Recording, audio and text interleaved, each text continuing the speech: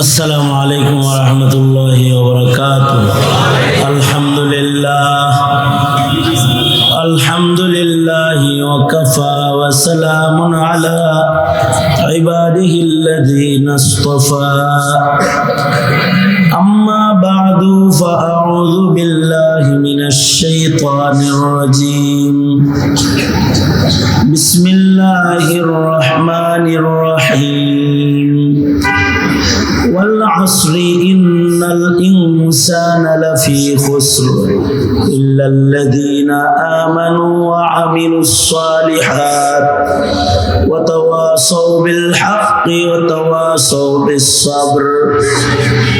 وقال النبي صلى الله عليه وسلم: كل أمتي يدخلون الجنة إلا من أبى. قيل: من يأبى يا رسول الله؟ قال: من أطاعني دخل الجنة ومن عصاني فقد أبى. أو كما قال عليه الصلاة والسلام. اللهم صل على محمد وعلى آل محمد كما صليت على إبراهيم وعلى آل إبراهيم إنك حميد مجيد.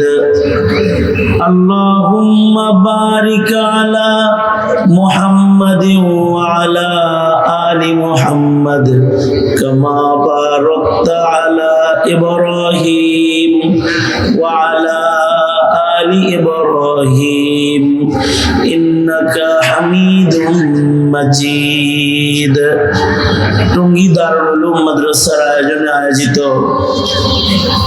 হাফিজুল কোরআন দৌরা হাদিসের ফারিগিন হাফেজ আলেমদের পাগড়ি প্রদান উপলক্ষে আয়োজিত দোয়া মাহফিলের মোহতারাম সাদা, মোহতারাম সভাপতি, উপস্থিত হযরত বুজুর্গ উলামায়ে কেরাম, সম্মুখপানে সমবেত দিন প্রিয়, ইসলাম প্রিয়, দিনদার ইমানদার মুমিন মুসলমান ভাইরা, পর্দার আড়াল থেকে আলোচনায় শামিল মা বোনেরা, আল্লাহর দরবারে শুকর, আল্লাহ তাআলা একটা দৌরা হাদিস মাদ্রাসা বার্ষিক দোয়া মাহফিলে আল্লাহ তাআলা আমাদের আসার বসার তৌফিক দান করেছেন। কালিমাতুশ শুকর করি, শুকরিয়া আদায় করি, মুহাব্বতে ভক্তি ভরে সমস্বরে আওয়াজ করে বলি আলহামদুলিল্লাহ। টঙ্গী দারুল উলুম মাদ্রাসার যে কোনো প্রোগ্রামে আমার হাজিরিটা মোহতারাম সাহেব হুজুর কামনা করেন। ওনার স্নেহ ভালোবাসা আমার প্রতি অনেক বেশি। আমি চেষ্টা করি হাজিরা দেওয়ার, ওই মুহাব্বতের একটা হক আদায়ের জন্য আপনাদের সামনে বসা। এত সময় পর্যন্ত খুব মজাদার তথ্যবহুল কথা যোগ্য বুজুর্গ শেখুল হাদিস মুহাদ্দিস আলিমে দ্বীন দোস্ত হাবিবুল্লাহ মাহমুদ কাসেমি দামাত বরকাতুহুম শুনাইছেন। আমাকে নির্দেশ করা হয়েছে কিছু বলার জন্য, তাই আমি বরকতের নিয়তে সূরাতুল আসর তিলাওয়াত করেছি এবং নবী পাকের একটি হাদিস পেশ করেছি। এগুলোকে সামনে করে কিছু কথা। আল্লাহর কালামের 114 সূরার মধ্যে সূরাতুল আসর কোরআনে কারীমের সূরার সিরিয়ালে 103 নাম্বার মক্কি সূরা, নাজিল হওয়ার দিক দিয়ে এটি 13 নাম্বার সূরা হিসেবে, নাজিলের দিক দিয়ে 13 নাম্বার, সূরার সিরিয়ালে 103 নাম্বার। আজব মিল, মাত্র 3টা আয়াত সূরার ভেতরে আছে, কিন্তু বড় বরকতি সূরা। এই সূরা নাজিল হওয়ার পরে এই সূরা সম্পর্কে ইমাম শাফিঈ রাহমাতুল্লাহ আলাইহি বলেন, এই সূরা নাজিল হওয়ার পরে আর যদি কোরআনে কারীমের কোনো আয়াত সূরা নাজিল নাও হইতো, আর সারা দুনিয়ার মানুষ যদি এই এক সূরাতুল আসরের আলোকেই জীবন কাটাইতো, তাহলে সারা দুনিয়ার মানুষকে আল্লাহর জান্নাতে নেওয়ার জন্য সূরাতুল আসর যথেষ্ট সূরা। সাহাবায়ে কেরামের একটা আমল ছিল, এক সাহাবী যদি আরেক সাহাবীর সাথে মুলাকাত হইতো, সূরাতুল আসর সংক্ষেপে শোনায়া দিত। এটা সাহাবায়ে কেরামের আমল। মুখতাসার মুলাকাত, লম্বা কথা বলার যেহেতু সুযোগ নাই, তাই সূরাতুল আসরের তিলাওয়াত আপনাদের সামনে করে সাহাবায়ে কেরাম, আল্লাহ পাকের পছন্দিদা মুমিনের কাফেলা, উলাইকা হুমুল মুমিনুনা হাক্কা, যারা প্রকৃত মুমিন, তাদের আমলের সাথে নিজের একটা আমল মুলাকাত সাক্ষাতে মিলানোর ইরাদায় সূরা তিলাওয়াত করেছে। সূরা শুরুতে একটা কসম আছে, আল্লাহর কালামে বহুত কসম আছে। আল্লাহ তাআলা কথা বলতে কসম করে করে অনেক কথা আল্লাহ তাআলা বলেছেন। কোরআন পুরাটা আল্লাহ পাকের কালাম। কোরআন কার কথা? জোরে আওয়াজ করে বলেন, কোরআন কার কথা? আল্লাহর কথা। কেউ যদি আল্লাহর সাথে কথা বলতে চায়, তাহলে কোরআন পড়লে কোরআন আল্লাহর কথা, কোরআনের মাধ্যমে আল্লাহ তাআলা বান্দার সাথে কথা কয়। তুমসা কোই হামদম कोई दम साज नहीं है, बाती तू है हर दम मगर आवाज नहीं है। बिना आवाजे আল্লাহ বান্দার সাথে কথোপকথন করতে থাকেন। কথা হয় যখন মুমিন কোরআন পড়ে, কারণ কোরআন কার কথা? কোরআনের শুরু থেকে শেষ পর্যন্ত সব কথাগুলো সরাসরি কার কথা? কালামুল্লাহ, আল্লাহ পাকের কথা। আল্লাহ পাক কথা বলতে গিয়ে কসম করেছেন। আমাদের একটা খাসলত আছে, আমরাও কথা বলার সময় কসম করি। মানুষেরও আদত, মানুষ কথা বলতে কসম করে, কিন্তু মানুষ কসম করে কথা বলে তার কথা বিশ্বাস্য বানাইবার জন্য, তার কথার ওজন বাড়াইবার জন্য, তার কথাটা মার্কেটে চালাইবার জন্য, তার কথাটা আস্থা পয়দা করার জন্য সে কসম খায়। এটা মানুষের স্বভাব। হ্যাঁ, এরকম কাম করলি, এটা করার কি তো ঠিক হয়েছে? না ভাই জান, আমি তো করি নাই। তুই ছাড়া এমন কাম কেউ করে নাই। না ভাই, আমি করি নাই। কিন্তু না, তুই করছস। দেখেন ভাই, আল্লাহর কসম আমি করি নাই। ঠিক আছে, তাইলে আমার হাত কস নাই। এর আগেও দুইবার বলছে করি নাই, এটা আস্থা পায় নাই। কসম করেছে তো এটা আস্থা বেড়ে গেছে, ওজন বেড়ে গেছে। মানুষের স্বভাবগুলো, মানুষ যখন কথা কয়, কসম করে কথা কয়, তো কথার ওজন বাড়াইতে, কথাটাকে বিশ্বাস্য কথা বানাইতে, কথা মার্কেটে চালাইতে কসম করে কথা কয়। আল্লাহ তাআলাও আল্লাহর কালামে বহু জায়গায় বহু কসম করে করে আল্লাহ তাআলা বান্দাকে খবর দিচ্ছেন, কথা বলছেন। আল্লাহ পাকের কোনো কসম কিন্তু আল্লাহ পাকের কথা মার্কেটে চালানোর জন্য কসম না, অথবা আল্লাহর কথার ওজন বাড়ানোর জন্য আল্লাহ তাআলা কোথায় কসম করেন নাই। আল্লাহ পাকের কথা কসম করে বিশ্বাস্য বানানোর দরকার নাই। ওমান আসদাকু মিনাল্লাহি কিলা, আল্লাহর চাইতে সত্য বলনে ওয়ালা তো আর কেউ নাই। আল্লাহর কথা তো সবই বিশ্বাস্য, এবং কালামুল মুলুকি, মুলুকুল কালাম, আল্লাহর কথা তো কথার রাজ্যের রাজা রাজা কথা। সুতরাং এই কথা পাবলিক রে খাওয়ানোর লেগা কসম করার আল্লাহর দরকার নাই। আমার দরকার আছে আমার কথা ওজন করার জন্য কসম করার, আপনার দরকার আছে আপনার কথার ওজন বিশ্বাস করাইতে কসম করার। আল্লাহর কথা বিশ্বাস করানোর জন্য কসমের কোনো জরুরত নেই। কিন্তু আল্লাহ তাআলা আল্লাহর কালামে কসম করেছেন, কসম করে করে আল্লাহ তাআলা খবর দিয়েছেন, কথা বলেছেন। যখন যে জিনিসের কসম করেছেন, কসম করে আল্লাহ তাআলা ওই জিনিসের মূল্য পেশ করেছেন। আল্লাহ তাআলা কোনো কম দামি জিনিসের কসম করেন নাই। আল্লাহর কালামে যত কসম আছে, কসমের বস্তুটা দামি বস্তু, তাই বস্তুটার মূল্য বুঝাইতে আল্লাহ নিজে বস্তুটার কসম করছেন। অর্থাৎ মানুষকে কোনো বিষয়ে দৃষ্টি আকর্ষণ করতে আল্লাহ তাআলা ওই বিষয়ে কসম করেছেন। মানুষকে কসমের দ্বারা আল্লাহ তাআলা যে জিনিসের কসম করেছেন তার দিকে দৃষ্টি আকর্ষণ করেছেন। আল্লাহ বলে শামস, সূর্যের কসম। তার মানে সূর্য যেন তেন কিছু না।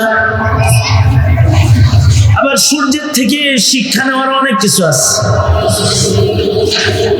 কত বড় সূর্য আল্লাহ তাআলা আসমানে ঝুলাইয়া দিচ্ছেন। সূর্য যত বড় আল্লাহ তাআলা তাহলে কত বড়। সূর্যের পাওয়ারই যদি এত হয়, আল্লাহর পাওয়ার কত। সূর্য যেমন সব সময় আলোকিত রয় না, মানুষও সব সময় তাকে দেখা যায় না। সূর্য যেমন হারিয়ে যায়, ডুবে যায়, মানুষও এক সময় ডুবে যায়। চাঁদের কসম করেছেন, চাঁদ যেমন সব সময় থাকে না, কখনো চাঁদের আলো কমে যায়, মানুষেরও সৌন্দর্য ধীরে ধীরে কমে যায়। এক সময় মানুষের সৌন্দর্য হারায় মানুষ আমাবস্যার অন্ধকার হয়ে যায়। সুম্মা রাদাদনাহু আসফালা সাফিলিন। আবার কখন আল্লাহ তাআলা তারকার কসম করেছেন, ওয়ান নাজম, তারকারাজির কসম করেছেন। সব তারকার গতি এক না, সব তারকার আলো এক না, সব মানুষ এক না, সব মানুষের যোগ্যতা এক না, সব মানুষের চলার গতি এক না। কসম করে করে আল্লাহ পাকের আসমানি কুদরত আল্লাহ তাআলা বান্দাকে দেখাইছেন। জমিনবাসীকে শিক্ষা নিতে আকাশের তারকার দিকে দৃষ্টি আকর্ষণ করেছেন। কখনো দিবসের কসম করেছেন, কখনো রাতের কসম করেছেন। রাতের হালত একরকম না, মানুষের হালত মুখতালিফ। দিনের আলো একরকম না, মানুষের হালত একরকম না। কখনো তীব্র প্রখর, কখনো মিষ্টি মধুর, কখনো শীতল আলো। মানুষের হালত এক না, মুখতালিফ। দিন রাত যেমন পাল্টায় বারবার, মানুষের জীবন ওইরকম পাল্টায় বারবার। মানুষের জীবনে জোয়ার ভাটা এসে যায়। আল্লাহ তাআলা বস্তুর কসম করে করে বস্তুর দিকে দৃষ্টি আকর্ষণ করে আল্লাহ পাকের কুদরত দেখতে বলেছেন। কখনো কখনো আল্লাহ তাআলা দামি বস্তুর দাম বোঝাইতে কসম করেছেন। তিন ওয়া যাইতুন, সাধারণ ফলের মতো ফল না, দামি ফল। এর ভেতরে বরকত বেশি, ফলগুলা দামি। মুবারক জমিনের ফল, বরকতি জমিনের ফল। কসম করে ফলগুলোর মর্যাদা বৃদ্ধি করেছেন। কখনো কখনো আল্লাহ তাআলা নামাজের কসম করেছেন। সব নামাজের কসম করেন নাই। নামাজের ভেতরে যেগুলো দামি নামাজ, সর্দার নামাজ, সেগুলোর কসম করেছেন। সর্দার পাহাড়ের কসম করেছেন। ওয়াত্তুর, সর্দার কিতাবের কসম করেছেন। ওয়াল কুরআন, সর্দার পাহাড়ের কসম, সর্দার কিতাবের কসম করে কিতাবের সর্দারই বলেছেন। পাহাড়ের কসম করে পাহাড়ের সম্মানকে তুলে ধরেছেন। নামাজের ভেতরে কিছু নামাজের কসম করে বাকি নামাজের উপরে ওই নামাজগুলোর শ্রেষ্ঠত্বকে তুলে ধরেছেন। যেমন কখনো বলে ওয়াল ফাজর, ফজরের কসম, নামাজের ভেতরে ফজর এক দামি নামাজের নাম, সর্দার নামাজের নাম। নামাজের ভেতরে ওয়াল আসর, আসরের নামাজ এক দামি নামাজের নাম। হে মানুষ, তোমরা এ সকল নামাজের প্রতি যত্নশীল হও, সব নামাজই হেফাজত করবা, কারণ ইবাদতের ভেতরে সর্দার ইবাদত হলো নামাজ। নামাজের চাইতে দামি কোন ইবাদত শরীয়তে ইসলামে আল্লাহ তাআলা মুমিনদেরকে দেন নাই। নামাজের গুরুত্ব সর্বোচ্চ। ঈমানের পরে যে ইবাদতের গুরুত্ব সর্বাধিক তার নাম হলো নামাজ। নামাজ হলো ইবাদতের সর্দার। সব জিনিস আল্লাহ তাআলা সর্দার বানাইছেন। ঘরের ভেতরে সর্দার বানাইছেন বাইতুল্লাহ, বাইতুল আতিক। মানুষের ভেতরে সর্দার বানাইছেন হাবিবুল্লাহ। ফেরেশতার ভেতরে সর্দার বানাইছেন হযরত জিবরাইল। উম্মতের ভেতরে সর্দার উম্মত বানাইছেন উম্মতে মুসলিমা। মাসের ভেতরে সর্দার মাস বানাইছেন শাহরুর রমাদান। রাতের ভেতরে সর্দার রজনী দিয়েছেন লাইলাতুল কদর। দামি দামি রজনী দিয়েছেন ওয়ালায়ালিন আশর ওয়ালাইলাতুন নিসফি মিন শাবান। দিনের ভেতরে দামি দিন দান করেছেন, সর্দার দিন দান করেছেন ইয়াউমুল আরাফা, ইয়াউমুল জুমআ। পাথরের ভেতরে সর্দার পাথর দান করেছেন মাকামে ইব্রাহিম, হাজারুল আসওয়াদ। পাহাড়ের ভেতরে সর্দার পাহাড় দান করেছেন ইন্নাস সাফা ওয়াল মারওয়াতা মিন শাআইরিল্লাহ। সব কিছুর ভেতরেই আল্লাহ তাআলা সর্দার দান করেছেন।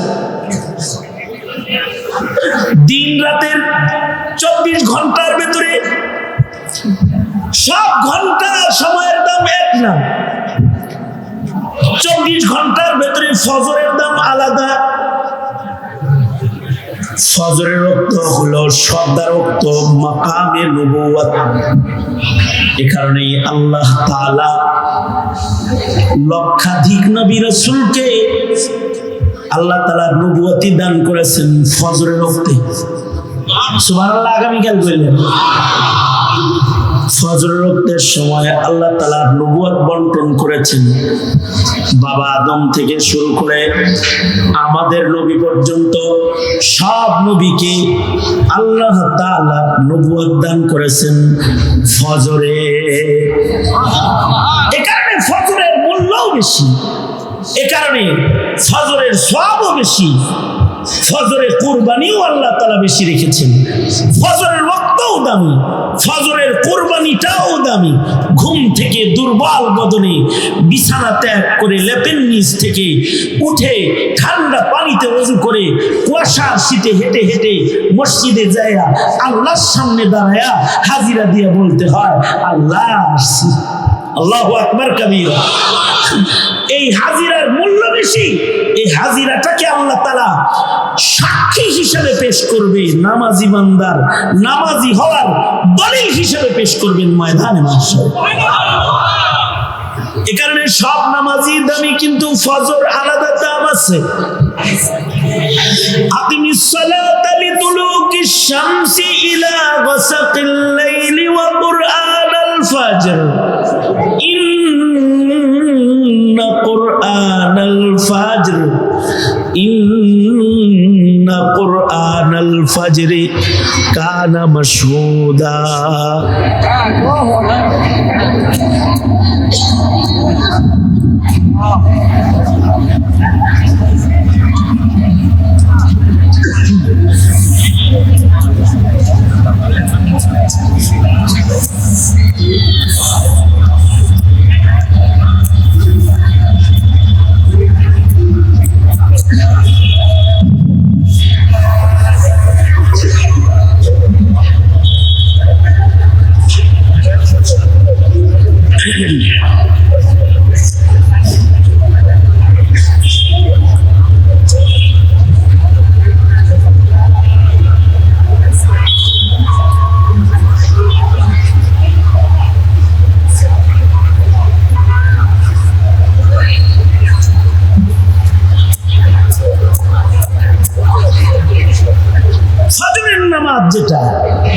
ফজরের নামাজটা হলো মুমিনের নামাজের ভেতরে সাক্ষী নামাজ। এই সময় ফেরেশতাদের শিফটি পরিবর্তন হয়। যারা ফজরে যায় তাদের নামাজি হওয়ার গাওয়া বেশি হয়। আল্লাহু আকবার, জোরে করে বলেন। অন্য নামাজের সাক্ষী হলো মানুষ বেশি। জোহরের নামাজ, আসরের নামাজ, মাগরিব এশার নামাজের সাক্ষী মানুষ বেশি।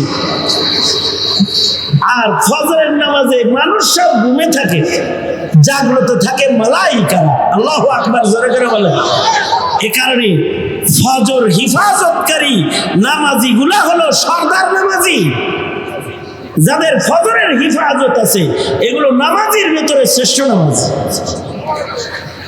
কিছু নামাজি আছে এরা সব পড়ে মসজিদে, কিন্তু ফজর পড়ে ঘরে।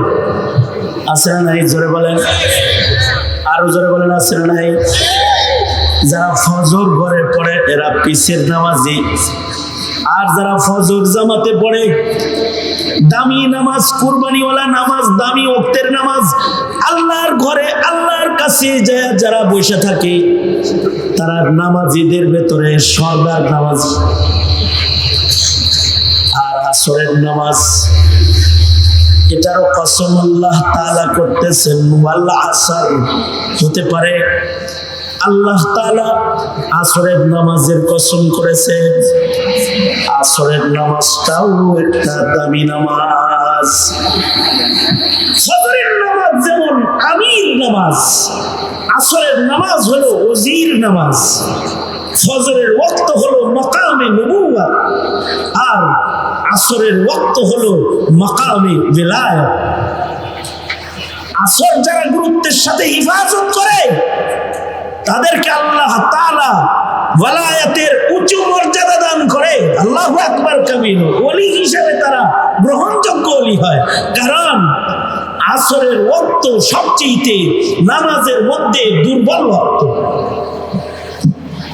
5 ওয়াক্ত নামাজের ভেতরে সবচেয়ে স্পর্শকাতর দুর্বল নামাজের ওয়াক্ত হলো আসরের নামাজ। কারণ সারাদিন মেহনত করার পরে ক্লান্ত বদনের নামাজ হলো আসরের নামাজ। ঘুমের ঘরে একটা নামাজ বেশি কাজা হয়, এটা হলো ফজর। আর জাগ্রত অবস্থায় অবহেলায় যে নামাজটা বেশি কাজা হয় তার নাম হলো আসর। এটা কাজা হইতে জাগ্রত লাগে না, অসতর্ক হইলেই কাজা হইয়া যায়। অবহেলা করলে নামাজটা কাজা হয়ে যায়, সূর্য ডুবে যায়। বাস স্ট্যান্ড নামছে, চিন্তা করতেছে বাসায় যায় নামাজ পড়ি, রিক্সা ওইটা জামে পড়া নামাজ রিক্সায় গেছে। যাই ওই কাজটা শেষ করে অমুক জায়গায় যায় নামাজটা পড়ি। ওই জায়গা পর্যন্ত যাইতে যাইতে সূর্য ডুবার টাইম হয়েছে। অবহেলা করলে পরে নামাজটা হারায় যায়। এই কারণে আল্লাহ তাআলা বলে, হাফিজু আলাস সালাওয়াতি ওয়াস সালাতিল উসতা। তোমরা তোমাদের সব নামাজ হিফাজত করো, বিশেষভাবে আসর দেখে রাখো। বিশেষভাবে আসরের নামাজকে তোমরা গুরুত্বের সাথে হিফাজত করো, কারণ আসরের গুরুত্ব যাদের থাকে, আসরের গুরুত্ব যত বেশি হয় বান্দার গুরুত্ব আল্লাহর কাছে তত বেশি হয়। বান্দাটার গুরুত্ব বাড়ে ওলি হিসেবে।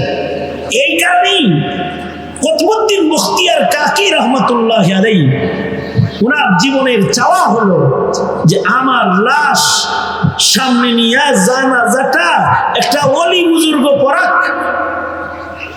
এটা কুতুবউদ্দিন মুখতিয়ার কাকি রহমাতুল্লাহ আলাইহির জীবনের তামান্না। খাজা কুতুবউদ্দিন মুখতিয়ার কাকির জীবনের তামান্না হলো ওনার জানাজার নামাজটা একটা আল্লাহওয়ালা মানুষে পড়াক। আল্লাহওয়ালা মানুষটা বাছাই করবেন কি দিয়া? কুতুবউদ্দিন মুখতিয়ার কাকি নিজে ওলি, তো ওলি বাছাই করতেছে। কুতুবউদ্দিন বখতিয়ার কাকি বলে, লাশটা কাফন পরে সাজায় মাঠে লয়ে যাইবা, মানুষ আমার জানাজা পড়তে আসলে বলবা যে কুতুবউদ্দিন বখতিয়ার কাকি বলে গেছেন, যার ভেতরে 4টা গুণ পাওয়া যাবে সে যেন জানাজা পড়ায় দেয়। 1 নাম্বার গুণ, যার বালেগ হওয়ার পর থেকে জানাজা পর্যন্ত তাকবীরে উলা কাজা নাই। বালেগ হওয়ার পর থেকে জানাজা পর্যন্ত যার জীবনের তাকবীরে উলা ফৌত হয় না। কতটুকু গুরুত্ব থাকলে একটা মানুষ সারা জীবন তাকবীরে উলার নামাজ পড়তে পারে?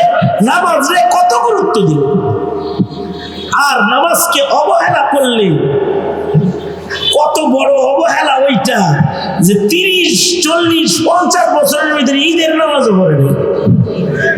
মুসলিম দাবি করে ঘোরাফেরা করে, ইমানদার দাবি করে ঘোরাফেরা করে, ঈদের নামাজও পড়ে না। আর কতটা গুরুত্বের আবেদে খাস হইলে বালেগ হওয়ার পর থেকে 40 বছর 50 বছর তাকবীরে উলা ছুটে নাই। ইমামে আজম আবু হানিফা রাহমাতুল্লাহ আলাইহি 40 বছর লাগাতার এশা ওযু দিয়া ফজরের নামাজ পড়েছেন। নেক আমল ওনাদের অনেক, ওনাদের ঈমানও যেমন, নেক আমলের পাল্লাটাও তেমন। ওনাদের হায়াত ওনারা কাজে লাগাইছেন, হেলায় খেলায় অবহেলায় হায়াতের সূর্য ডুবায় নাই, তারা হায়াতের মূল্যায়ন করেছেন। ইমামে আজম আবু হানিফা রাহমাতুল্লাহি আলাইহি সুদীর্ঘ 40 বছর এশার ওযু দিয়া ফজরের নামাজ পড়েছেন। আমাদের আরেক বুজুর্গ সাঈদ ইবনে মুসাইয়িব রাহমাতুল্লাহি আলাইহি লাগাতার 40 বছর তাকবীরে উলার নামাজ তো পড়েছেন, সাথে 40 বছর আজান হওয়ার আগে তিনি মসজিদের পয়লা কাতারে যায় বসে থেকেছেন। 40 বছর মুয়াজ্জিন আজান দেওয়ার আগেই মসজিদে। তোরা কি বলা হয় হযরত 40 বছর মুয়াজ্জিন আজান দেওয়ার আগে মসজিদে বসে থাকেন কি লাগা? আজানের আগে আহেন। সাঈদ ইবনে মুসাইয়িব বলতেন, ময়দানে মাহশারে আল্লাহ যদি বলে আমার ঘরে তোকে ডাইকা ডাইকা আনা লাগছে কে রে, তখন বলবো কি আমি আল্লাহর কাছে? এই জন্যে আল্লাহ ডাক দেওয়ার আগে মসজিদে এসে বসে থাকি। আল্লাহু আকবার কাবীর, ডাক দেওয়ার আগে মসজিদে এসে বসে থাকি। কত বছর? 40 বছর। খাজা কুতুবউদ্দিন বখতিয়ার কাকির ওসিয়ত হলো সে আমার জানাজা পড়াবে যার বালেগ হওয়ার পর থেকে তাকবীরে উলা কাজা নাই। এতটুকুন যোগ্যতা হইলে হবে না, সে আমার জানাজা পড়াবে। যার বালেগ হওয়ার পর থেকে জানাজা পর্যন্ত তাহাজ্জুদ কাজা নাই, রাতের নামাজ তার কাজা নাই, শুধু ফরজ নামাজ না তাহাজ্জুদ তার কাজা নাই। ইবাদত করে, গুনাহ করে, এমন গাড়ি হইলে চলবে না। এমন মানুষ আমার জানাজা পড়াইতে হবে যে তার চোখ দিয়ে সারা জীবনে পর্নারী দেখে গুনার চিন্তা করে নাই। লাস্ট শর্ত হলো বেলায়েতের উঁচু দরজার মানুষ সে হইতে হবে। এমন একজন আমার জানাজা পড়াবে যে তার জীবনে আসরের তাকবীরে উলা তো ছাড়ে নাই, জিন্দেগিতে আসরের পূর্বের সুন্নতটাও সে কখনো কাজা করে নাই। এমন 4 গুণের মানুষ ময়দানে যে থাকবে তারে দিয়ে জানাজা পড়াইবা। আর এমন গুণের মানুষ না পাইলে বিনা জানাজায় লাশ কবরে নামায়া দিবা। জানাজা পড়তে কত লোকিত আসছে। দিল্লির সুলতানের জানাজার নামাজ নামাজ, অলিকুল সম্রাটের জানাজার নামাজ, অলিদের সরদারের জানাজা পড়তে কত মানুষ আসছে। এলান হলো এখানে কি কেউ এমন 4 গুণের আছেন সে জানাজা পড়ান, যার শেষ শর্ত হলো আসর কাজা নাই, আসরের সুন্নত জীবনে যার কাজা নাই সে জানাজার ইমামতি করবে। গোটা ময়দান নিস্তব্ধ দাঁড়ায় রয়েছে, কেউ সামনে কদম বাড়াইবার ক্ষমতা নাই, সবাই মাথা নিচের দিকে দিয়ে দাঁড়ায় রয়েছে। কিন্তু খাজা কুতুবউদ্দিন বখতিয়ার কাকি রহমাতুল্লাহের মুরিদ, দিল্লির শাসক সুলতান শামসুদ্দিন আলতামাস রহমাতুল্লাহ দিল্লির বাদশাহ, তিনি উনার কদমকে জানাজার সামনে আগে বাড়ায় দিয়েছেন। কুতুবউদ্দিনের কপালের ভিতরে চুমা লাগায় কয়, নিজের বলায়াত দিয়ে হাসতে হাসতে আল্লাহর কাছে যাও, আর পরের গোপন আমল ফাঁস করে যাও কেন? আজকে তোমার জানাজা পড়াইতে আমার জিন্দেগীর সাধনাকে মানুষের কাছে আমি ফাঁস করে দিলাম।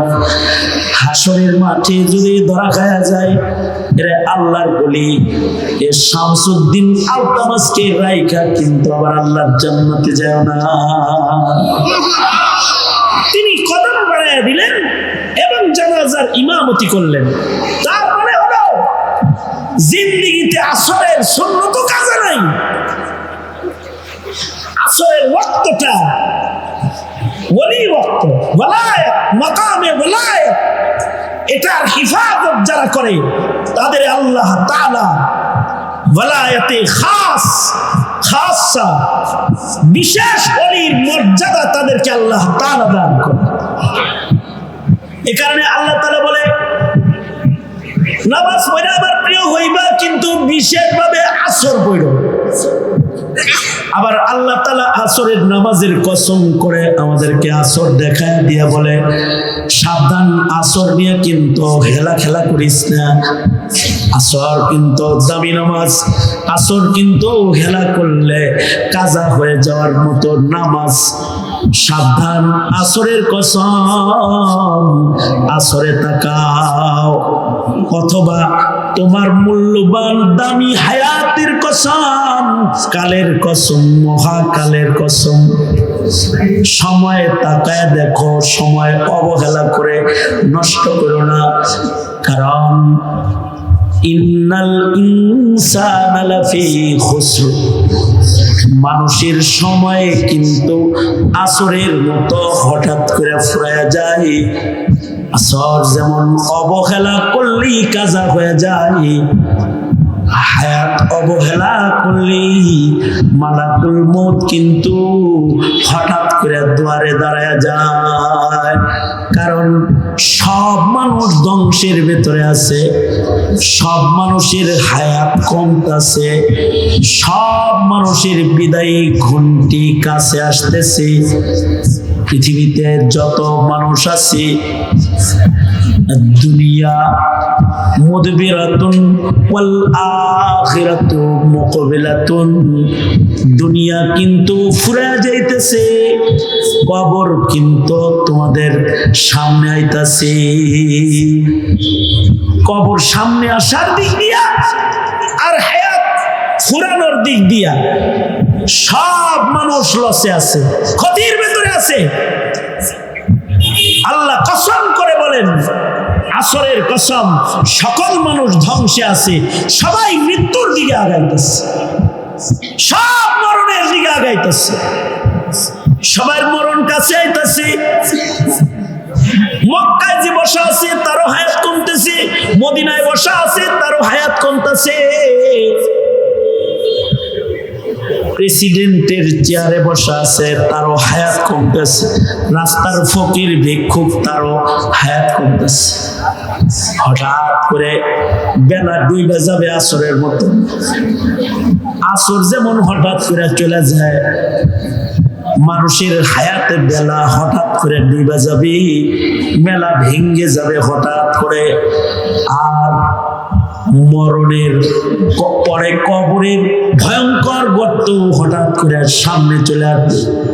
সাবধান, যদি অসতর্ক থাকো তাহলে কিন্তু দজকে পড়ে যাইবা, ধ্বংস হয়ে যাইবা।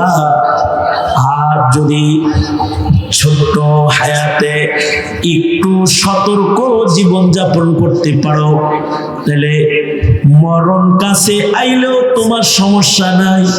দুনিয়ার ছোট হায়াত শেষ হবে, মরণ দিয়ে তোমার জান্নাতের লম্বা হায়াত আল্লাহ তোমাকে স্থায়ী হায়াত দান করবে।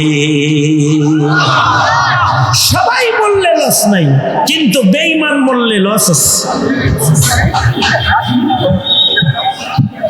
বেআমল বললে লস আছে, আমলওয়ালা বললে লস নাই। আমলওয়ালার হায়াত ফুরায় গেলে লস নাই, ঈমানওয়ালার হায়াত ফুরায় গেলে লস নাই। যে ঈমানওয়ালা একদিক দিয়ে তার হায়াত ফুরাবে, আর একদিক দিয়া আল্লাহ তাআলা জান্নাতের ইস্তেকবাল লইয়া তার দরজায় দাঁড়ায় যাবে, তার লস নাই। ইস্তেসনা হলো তারা সব মানুষ লসে, কিন্তু যার ঈমান আছে তার লস নাই। কিন্তু যদি বেঈমান হয়ে যায় তাহলে লসে পড়ে যাবে, মরার সাথে সাথে দোজখে চলে যাবে। আর যদি মরার সময় মুমিন হালতে রয় তাহলে লস নাই, জান্নাতে ঢুকে যাবে। মরার সময় তার সাথী যদি নেক আমল হয় লস নাই, তার নেক আমল কবরে তাকে পাহারা দিয়া আরামের ঘুম ঘুম পাড়ায় দিবি। ময়দানে মাহশরের বিচারের আদালতে নেক আমলের পুতলা লইয়া আল্লাহর সামনে এসে দাঁড়ায় যাবে। যার গুনাহ নাই নেক আমল আছে এমন পুতলা লইয়া দাঁড়ায় যাবি। ভয় নাই, লস নাই, নেক আমল ওজন হয়ে যাবে। আর জান্নাতের স্থায়ী মৃত্যুবিহীন হায়াত আল্লাহ তাআলা তাকে চিরদিনের জন্য দান করবে। কিন্তু যদি হয় বেঈমান, যদি ঈমান না থাকে তাইলে তার লস। এ কারণে আমি যেন বেঈমান হিসেবে কবরে চলে না যাই, আপনি যেন বেঈমান হিসেবে কবরে না যান, অথবা নাস্তিকদের দলে কবরে না যান, অথবা কাদিয়ানীদের দলে কবরে না যান, ইমানদারের দলে যেন কবরে যাওয়া হয়। এটা হলো খেয়াল করার বিষয়। আমার সন্তান যেন হিন্দুদের দলে কবরে চলে না যায়, নমাজির দলে ইমানদারের দলে যেন কবরে যায়, এটা হলো বিবেচনার বিষয়। কারণ তার ঈমান যদি কবরে যাওয়ার সময় সাথী হয় তাহলে সে আল্লাহর কাছে গেল, আর যার ঈমান সাথী না সে শয়তানের কাছে গেল। ঠিক কিনা? জোরে আওয়াজ করে বলেন। বেঈমানের কাছে গেল। 16টা বছর এই প্রজন্মরে বেঈমান বেআমল বানাইবার চেষ্টা করেছে আওয়ামী লীগ সরকার। 16টা বছর যত সামান্য ঈমান, এইটা থেকে জাতির মুসলমানদেরকে দূরে সরাইছে। যতটুকুন ঈমানদারি স্কুল সিলেবাসে ছিল এগুলোকে কেটে সেটে সরাইয়া দিয়ে হিন্দুত্ববাদ প্রবেশ করাইছে। হিন্দুরা এবার চক্রান্ত করেছে, বাদ ধরছে যে ঈমানদার 1 নাম্বার, আমলওয়ালা 1 নাম্বার। বাপ ছিল 1 নাম্বার ঈমানদার, 1 নাম্বার আমলওয়ালা। কারণ ঈমানদারেরাই মসজিদ বানায়, এর লেগে উনি প্রতি উপজেলায় একটা করে মসজিদ বানাইছে। ঈমানের দলিল কোরআন বলে ঈমানদারে মসজিদ বানায়। উপজেলায় উপজেলায় উনি মসজিদ বানিয়ে নিজের ঈমানকে পেশ করেছে। প্রতি রাতে 80 রাকাত নফল নামাজ পড়ে নিজের আমলটাও পেশ করেছে। ডেলি কোরআন মজিদের তিলাওয়াত করেছে, নিজের আমলকে পেশ করেছে। ঘোমটা পড়েছে, লম্বা হাতার জামা গায়ে দিয়েছে, আলেমদেরকে গণভবনে দাওয়াত দিয়ে দিয়ে খাওয়াইছে, কওমি সনদের স্বীকৃতি প্রদান করেছে, ইজতেমার জায়গা প্রদান করেছে, ইসলামিক ফাউন্ডেশন করেছে, কত কিছু করছে, কিন্তু কাউকে ছেলে মাদ্রাসায় দিতে বলে নাই, মসজিদ বানাইছে, কাউকে নামাজ পড়তে বলে নাই, সবাইকে পূজার দাওয়াত দিছে। আহো পূজায় আহো। শুধু কোন ইমানদার যদি পূজা পছন্দ করে তাইলে সে ধ্বংসের ভেতরে চলে যায়। আর কোন ইমানদার যদি খালি পূজারে অপছন্দ করে, কারণ পূজা কি মুসলমানের ইবাদত না মুশরিকের ইবাদত? যদি কোন মুসলমান মুমিনে পূজা খালি অপছন্দ করে, আল্লাহ তাআলা তার জিম্মাদার হয়ে যায় দুনিয়া আখিরাত সব জায়গায়। আল্লাহু আকবার, জোরে করে আওয়াজ করে বলেন। আসহাবে কাহফের যুবকেরা, ওদের একটাই গুণ, ওরা পূজা পছন্দ করে না, মূর্তি পছন্দ করে না। সবাই জালিম রাজা মূর্তি পূজক যখন রাষ্ট্রীয় পূজার আয়োজন করেছে, তখন আসহাবে কাহফের এক একজন যুবক পূজার থেকে পলায়ন করে পাহাড়ি এলাকায় গাছতলায় যায় একটা একটা করে বসেছে। কেউ কাউরে চিনে না। একজনের বাড়ি সৈয়দপুর, আরেকজনের বাড়ি রংপুর, আরেকজনের বাড়ি কুমিল্লা, আরেকজনের বাড়ি নোয়াখালী, কিন্তু এই 7 জায়গার লোক, 11 জায়গার লোক যায় এক জায়গায় হইছে গাছের ছায়ার নিচে। এদের সবার গুণ একটা আছে, সেটা হলো তারা মূর্তি পূজা পছন্দ করে না। বাস এই একটা গুণ। 7 জন এক জায়গায়, একজন আরেকজনের দিকে, এই আমি আইছি, তুই আইসস কেন? ভাল লাগে না ভাই, মূর্তি পূজা টুজা ভাল লাগে না। কয় আমারও তো সেম। তুই আইলি কেন? কয় আমারও ভাল লাগে। তুই আইসস কেন? কয় আমারও ভাল লাগে না। তুই আইলি কেন? কয় আমারও ভাল লাগে না। এই সব মূর্তি ভাল লাগে না, গ্রুপ সব এক জায়গায় হয়ে গেছে। শহর থেকে পলায়ন করে জঙ্গলে পাহাড়ের গুহার দিকে এসেছে, গাছের ছায়ায় বসছে, কিন্তু এগোর পিছে পিছে গেও গেও পাটি একটা আইছে, কুকুর একটা আসছে যেটা গেও গেও করে পালাইছে, আর গেও গেও পার্টি পিছে আসতেছি। তাদের মনে ভয়, একটু নিরিবিলি যাইতেছি, ডোলের বাড়ি শোনো না, এখন কুত্তার গেও গেও বলুন লাগবো। আই তুই আসুস কেন? যা যা, সর। কুকুরে ধাওয়া দেয়, যা তুই চলে যা, আমরা যাইতেছি একদিকে, তুই তোর কামে যা। কুকুরের জবান খুলে যায়, কুকুর বলে আমাদের তাও কেন, আমি তোমার দলে, আমারও পূজা ভাল লাগে।